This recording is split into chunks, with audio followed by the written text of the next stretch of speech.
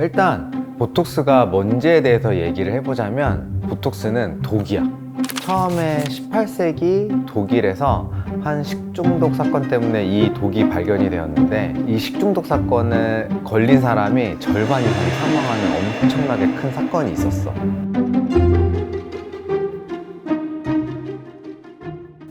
원진님, 오늘 촬영 장소랑 분위기가 좀 사뭇 다른 것 같은데 혹시 어떤 이유에서?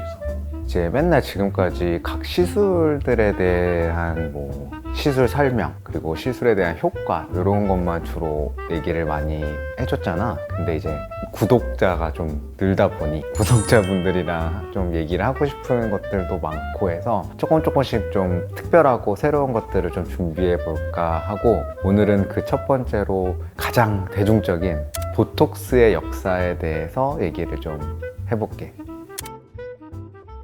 일단 보톡스가 뭔지에 대해서 얘기를 해보자면, 보톡스는 독이야. 보툴리뮴 톡신이라고 해서 어떤 한 박테리아가 만들어낸 독이라고 생각을 하면 돼. 처음에 18세기 독일에서 한 식중독 사건 때문에 이 독이 발견이 되었는데, 이 식중독 사건에 걸린 사람이 절반 이상이 사망하는 엄청나게 큰 사건이 있었어.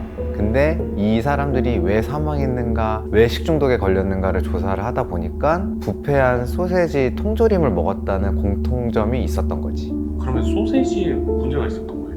아니, 정확히는 소세지가 문제가 있었던 건 아니고, 그 소세지가 담겨져 있던 녹슨 통조림이 문제가 있었어. 이 식중독이 보툴리누스 균에 의한 거였고, 이 균이 만들어내는 독소가 보툴리뮴 톡신, 독소야. 이 독은 우리 몸의 신경계를 마비시키는 특성을 가지고 있는데, 그 중에서도 이제 근육 마비에 영향을 많이 미치는 특성을 가지고 있어. 근데 사람을 사망에 이르게 할 정도로 강한 독인데 어떻게 지금처럼 사용하게 된 거예요?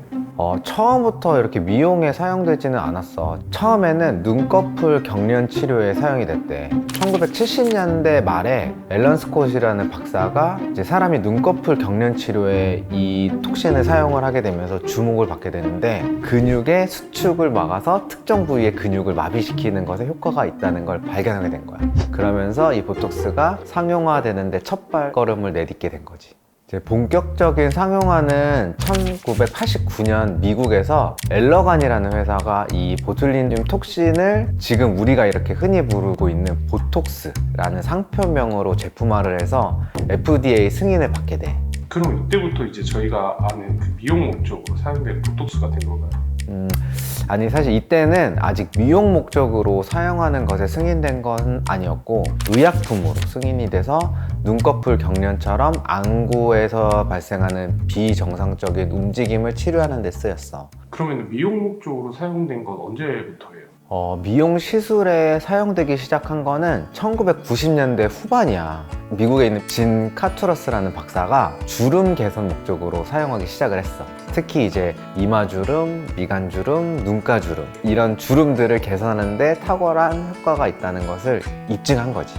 이때부터가 이제 미용 시술로서의 가능성이 열렸고, 2002년이 되어서야 미간주름 치료로서 보톡스가 다시 FDA 승인을 받으면서 상용화되기 시작한 거야.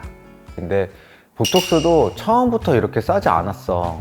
초기에는 고급 클리닉에서만 가능한 고가의 시술로 여겨져서 연예인들만 하는 시술 그 자체였거든. 근데 이제 시간이 지나면서 2000년대 초면 이제 막 미디어나 인터넷이 발달할 때였거든. 이때 이제 대중들에게 엄청 퍼지기 시작하니까 수요도 많아지고 병원 간 경쟁도 치열해지고, 그러면서 가격이 점점 낮아지고 하면서 대중적인 가격으로 현재 제공이 되고 있는 거지.